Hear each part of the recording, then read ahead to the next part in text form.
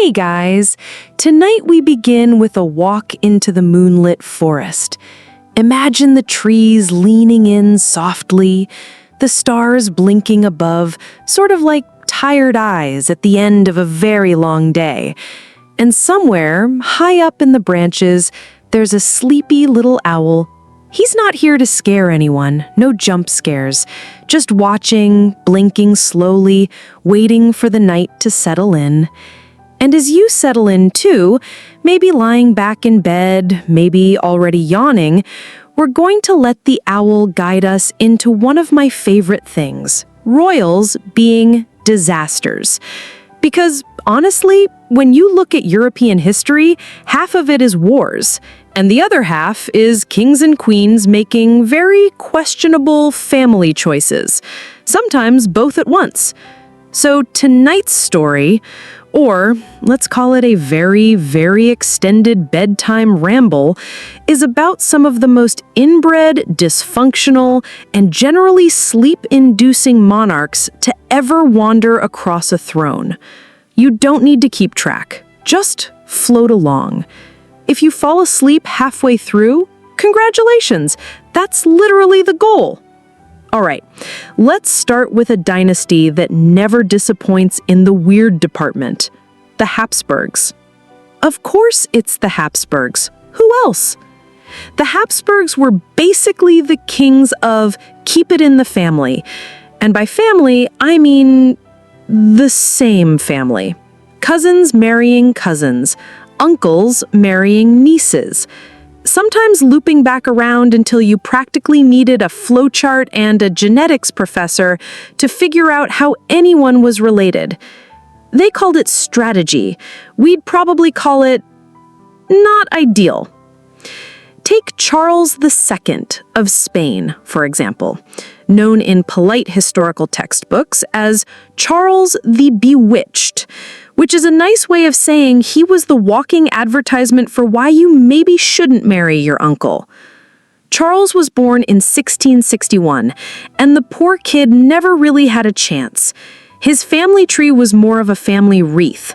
By the time he showed up, generations of cousin-on-cousin marriages had narrowed the gene pool to something resembling a kiddie swimming pool. He was supposed to be king, which sounds glamorous, right? But Charles could barely walk until he was 8. He didn't talk until he was 4. And even then, it wasn't exactly royal speeches, more like struggling through basic words. His jaw was so enlarged and misshapen, the famous Habsburg jaw, that he couldn't really chew food properly. Imagine trying to run an empire when soup is your only reliable option. But of course, his advisors said, "Don't worry, he's fine," because nobody wanted to admit that the guy wearing the crown wasn't exactly a strong leader. Spain was crumbling, but hey, at least Charles was technically alive. For a while. Now, I don't want to make it sound like Charles was just some tragic victim. Well, actually, yes, that's exactly what he was. His own mother was also his cousin. His father was, you guessed it,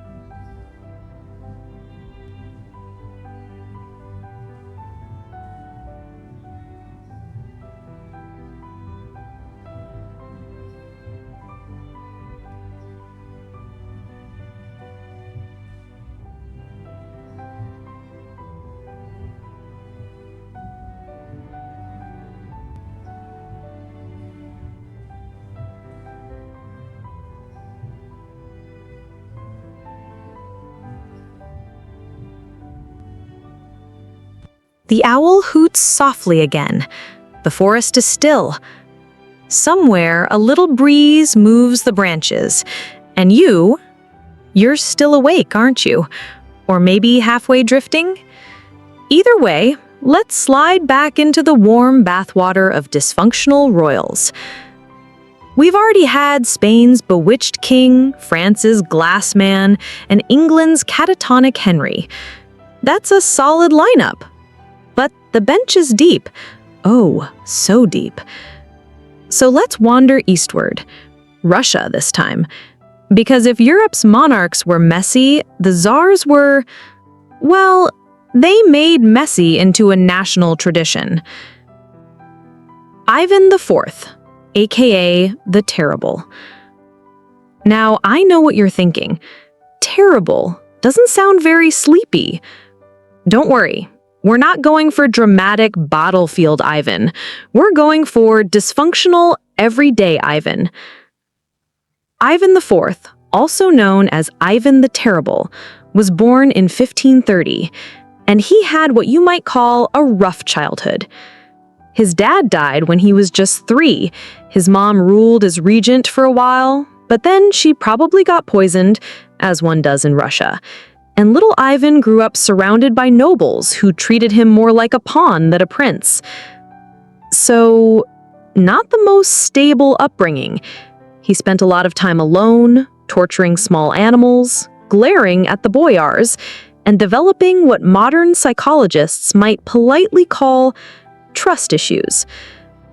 By the time he was crowned Tsar at age 16, Ivan had a full-blown complex about power, which, of course, he expressed by doing things like creating the Opertina, a special secret police who rode around dressed in black, terrorizing people. Because why not double down on paranoia? But here's the weirdly sleepy part. Ivan also had long, lethargic breakdowns where he refused to govern at all. He'd hole up in his palace, praying endlessly, ignoring politics, while the country slid into chaos. Then, like clockwork, he'd swing back into violent paranoia. So it was either months of silence or sudden outbursts of mayhem. Not exactly the emotional stability you'd want in a Tsar. And let's just say, the dynasty didn't exactly thrive under his tender care. Peter II, the boy who preferred hunting. But don't worry, Russia has more than one royal oddball.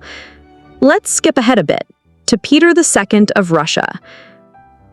Peter II of Russia was born in 1715, grandson of Peter the Great.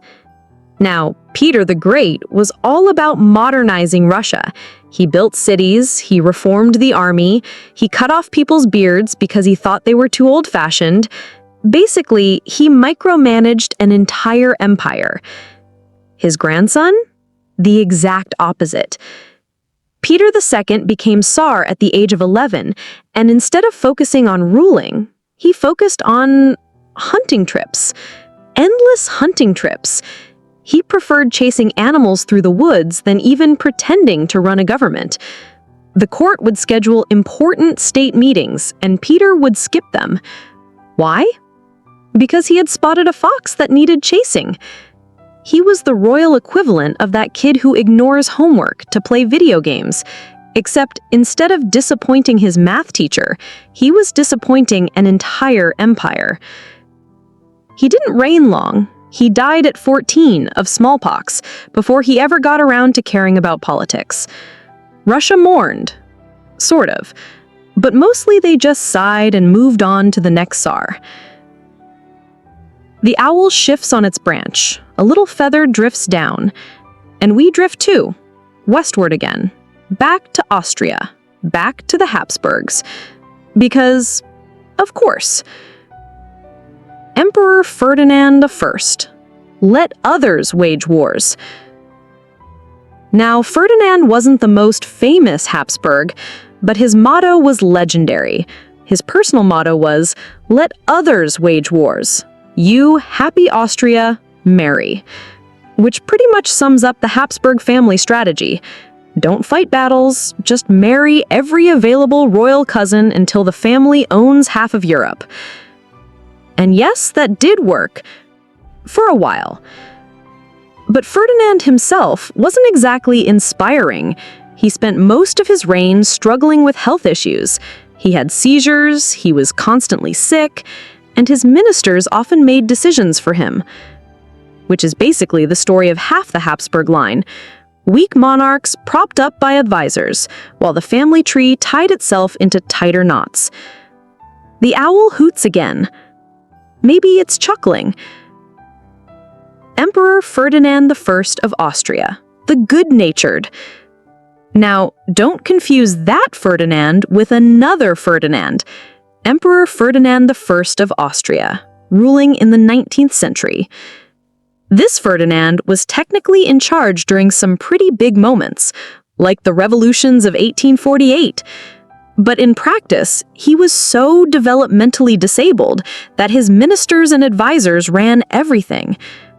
He had epilepsy, hydrocephalus, and what was politely described as a very limited education. His vocabulary was limited, his doctors constantly hovered. At one point, he reportedly shouted at a banquet, "I am the emperor and I want dumplings," which honestly is relatable. If I were emperor, dumplings would also be a high priority. But running a country, not so much. He eventually abdicated in 1848, under pressure from revolutionaries. His nephew Franz Joseph took over, and we'll get to Franz Joseph's miserable family drama later. For now, let's just note that the Habsburgs continued their streak of less than stellar rulers. The tragedy of Rudolf. Speaking of Franz Joseph, let's drift gently into one of the most famously tragic royal children of the 19th century, Crown Prince Rudolf of Austria. Rudolf was the only son of Emperor Franz Joseph and Empress Elizabeth, also known as Sissy. His childhood, lonely. His parents were distant, his tutors were harsh, and like many royal kids, they spent most of their time being molded into an heir, rather than, being loved. By adulthood, Rudolf was depressed, unstable, and deeply unhappy in his arranged marriage.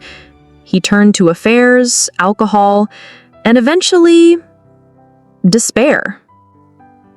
His life ended at the infamous Maeterlinck incident in 1889, where he and his young mistress, Mary Vetsera, died in what was ruled a murder-suicide. It shocked Europe, it devastated the dynasty, and it left Austria without a clear heir. But for our purposes, it was another royal child who never got a chance to simply exist. The owl tilts its head. Another sad story, another royal weighed down with titles and expectations. Let's take a quick detour back to Spain, because Spain never misses a chance to provide bedtime material. Don Carlos, the son of Philip II, was supposed to be the future of Spain, but his childhood was marked by accidents, illnesses, and what doctors called violent fits. He grew into a young man who was aggressive, unstable, and prone to lashing out at anyone nearby. At one point, he supposedly tried to drown a servant. At another, he attacked a guard. He was obsessed with violence and had wild mood swings.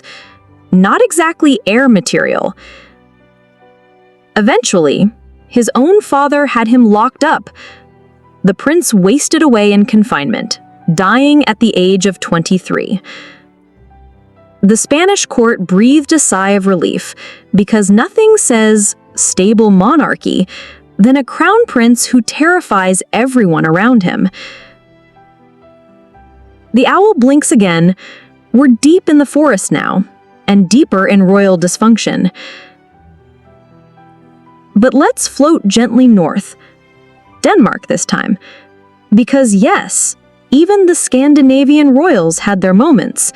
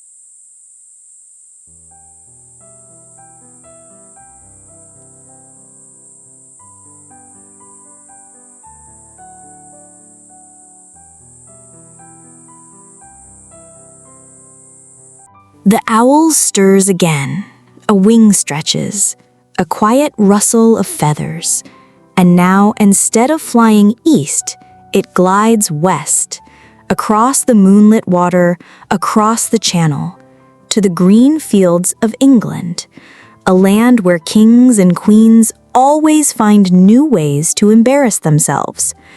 We already met Henry VI, the king who basically went offline for months at a time, but England didn't stop there. The Hanoverian dynasty, in particular, could have been a soap opera. So let's begin with the one everyone remembers, George III. George III, the Mad King. George III reigned for 60 years, from 1760 to 1820, which is already exhausting to think about. That's a long time for anyone, let alone a king. And to his credit, early on, George wasn't terrible. He was actually a pretty diligent monarch, family man, big on morality. But then came the breakdowns. By his later years, George suffered from recurring bouts of mental illness. Some say it was porphyria, a rare metabolic disorder. Others suggest bipolar disorder. Whatever it was, it left him rambling incoherently, talking to trees, and sometimes foaming at the mouth. Court doctors tried everything: bloodletting, purges, restraints. None of it helped. During one episode, he talked nonstop for 58 hours, which, imagine being the servant stuck in that room. And yes, he was the king who lost America, which is kind of unfair to pin on him alone. But when you're remembered as the Mad King who also let the colonies slip away, history doesn't exactly cut you slack.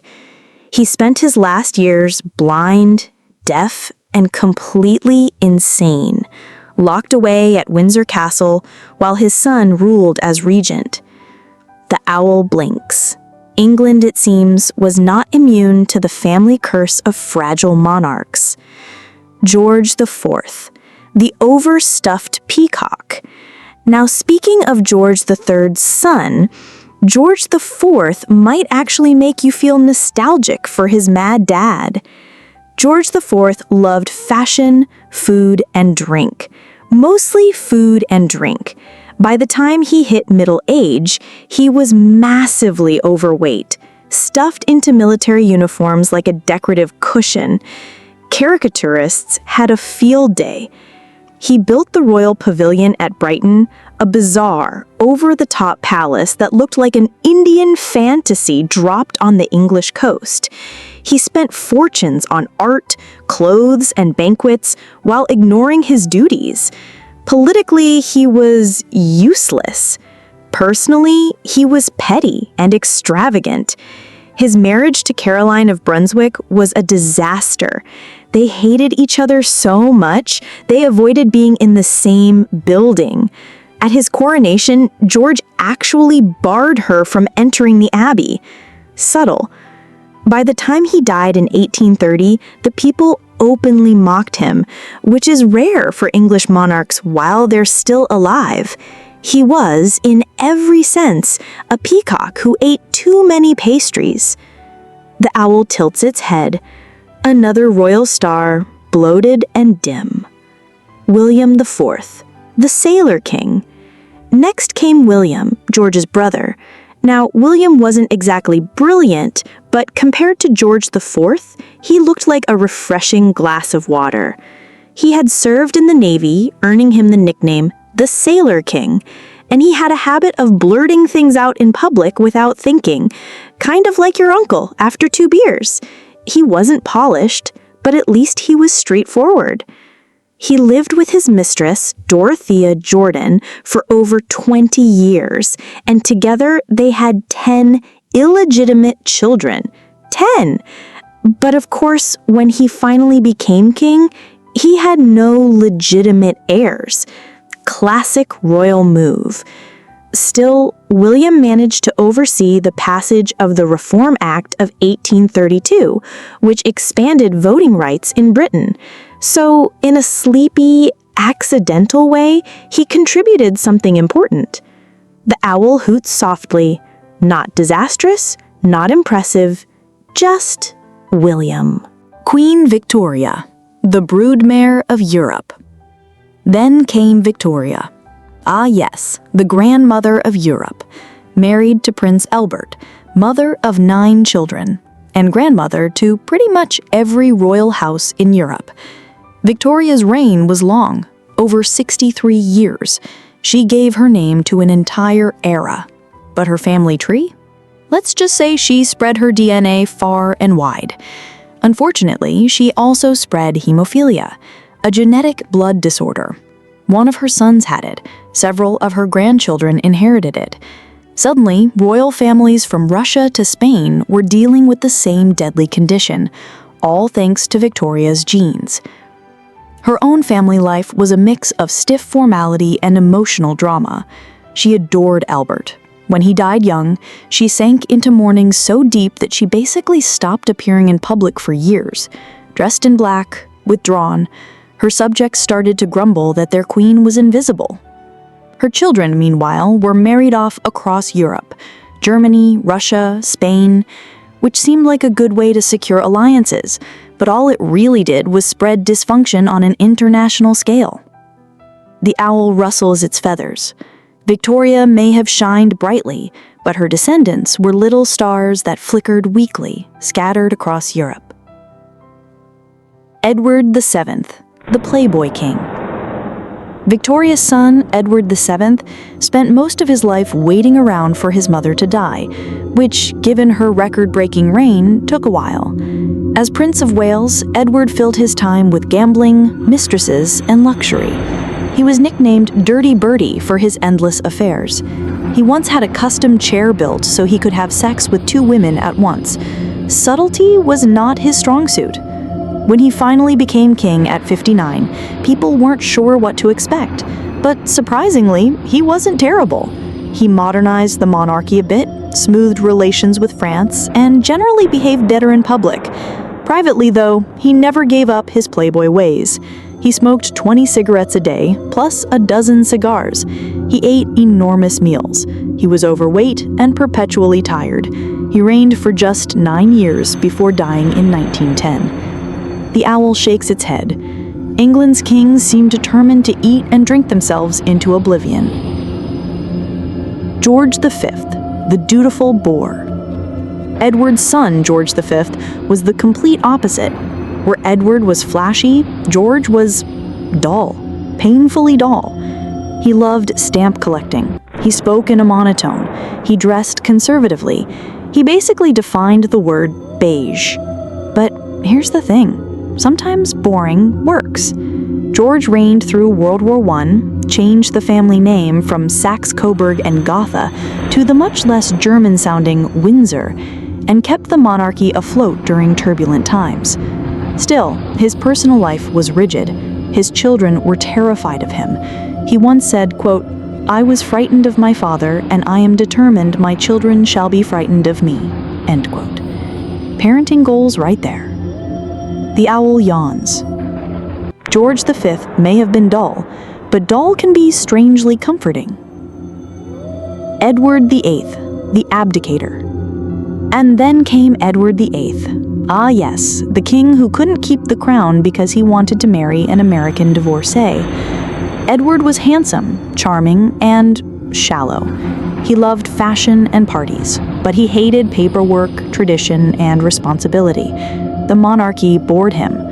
When he fell in love with Wallis Simpson, a twice-divorced American, the establishment freaked out.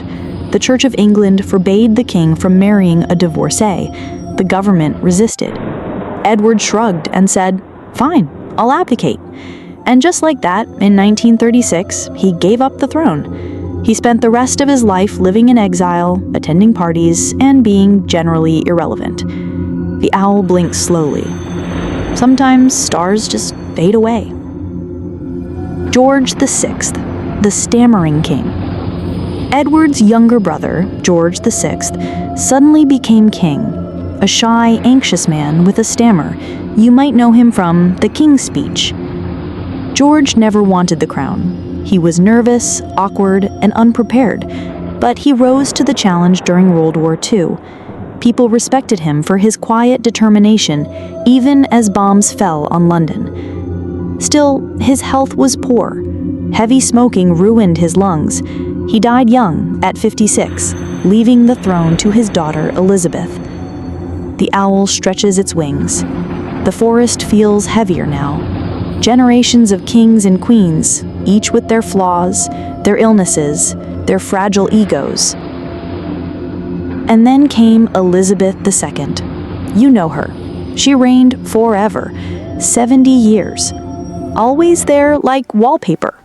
Steady, inscrutable, sometimes boring, but that's what people wanted. Her personal life was not free of drama. Her children's marriages collapsed spectacularly. Charles and Diana gave the tabloids endless material.